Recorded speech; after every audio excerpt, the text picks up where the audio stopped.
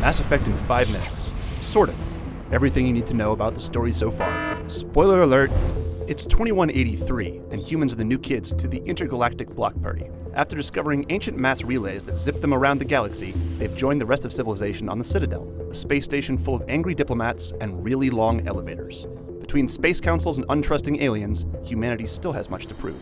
Enter Shepard, a commander in the Alliance Navy. During a routine flight on the Normandy SR-1, Shepard intercepts a distress call and books it to Eden Prime to investigate a beacon left by the Protheans, the long-gone alien race who built the relays and the Citadel. The beacon has also attracted the attention of the Geth, who are a bunch of robot dicks.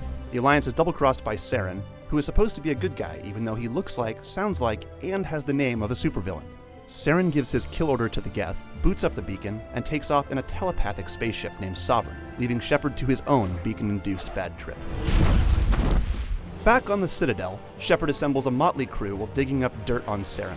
Human targets Ashley and Kaidan, Turian security officer Garrus, Rex, a Krogan bounty hunter, and Tali, a mysterious Quarian who can never leave her spacesuit.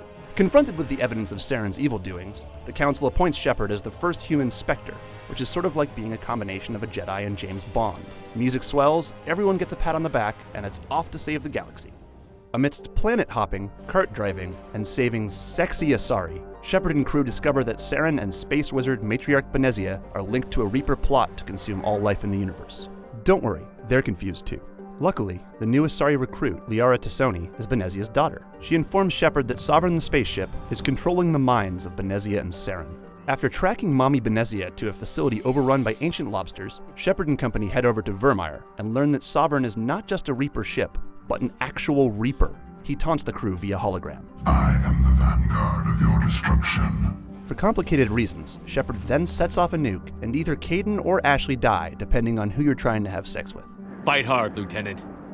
Die proud. More Prothean artifacts are discovered, and Shepard learns that the Reapers are huge galactic jerks. Every 50,000 years, they pop out of nowhere using the Citadel, which is actually one big mass relay, and murder all organic life. Naturally, Shepard's not a fan of this plan, so everyone heads back to the Citadel for one giant space battle. They manage to blow Sovereign up, kill Saren, and gain points for humanity. Sure, there are other Reapers out there, but that's what sequels are for. A month later, the Normandy is back on patrol for any Geth stragglers when an unknown assailant attacks, blowing the ship up real good, sending Shepard to an untimely demise and resulting in the shortest sequel ever. Roll credits. Wait, we aren't done yet?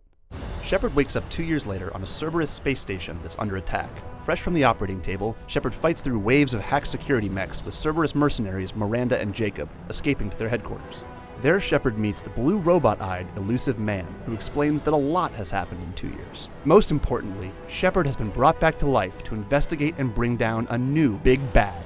A race of bug aliens called Collectors are offing human colonies, so Shepard picks up some clues from Tali, scores a sweet new ride, and starts building an A-team that would make Mr. T jealous. First up, a trip to Omega, the Vegas of space, to track down 2 recruits and spend a few wild nights of intergalactic fist-pumping.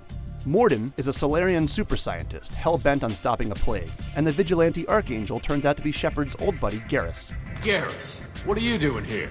Next is the Krogan warlord, who ends up not making the team, but instead leaving his test tube baby Grunt in Shepard's care. On the Purgatory prison ship, Shepard breaks out a powerful biotic named Jack, an unstable chick so full of tude that even her tattoos have tattoos.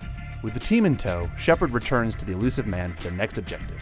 There's another Collector attack and a bittersweet reunion with Ashley, or is it Kaidan, before Old Blue Eyes finally shows his hand. Shepard has been Collector bait all along. With the threat verified, there are 3 more mercenaries to recruit before exploring a disabled Collector ship and the big reveal. Thane is a Drell assassin, Samara is an Asari Justicar, and finally Tali, who's still in that suit. So, the Collectors are actually the Protheans. Remember them?